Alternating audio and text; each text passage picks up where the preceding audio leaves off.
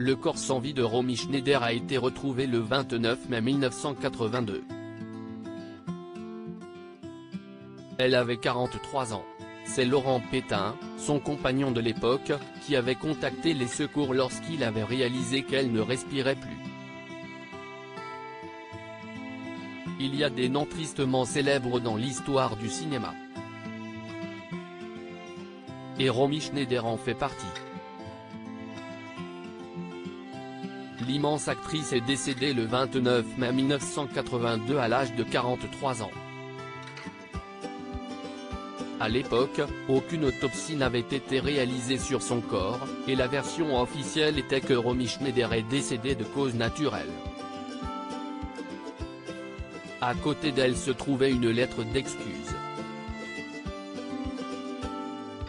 L'ancienne compagne d'Alain Delon devait annuler une interview car sa fille, Sarah, avait la rougeole. Une longue rature a été découverte sur ce mot.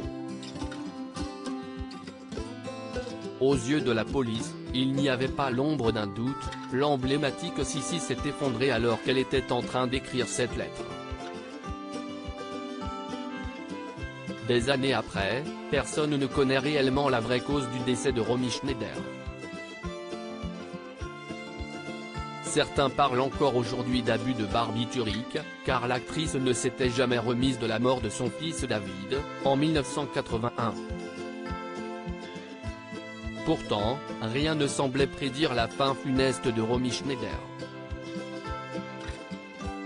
La veille de sa mort, le 28 mai 1982, elle a dîné avec son compagnon, Laurent Pétain, chez sa belle-sœur. Le couple est rentré tard, et une fois chez elle, Romy Schneider a préféré rester seule pour écouter de la musique.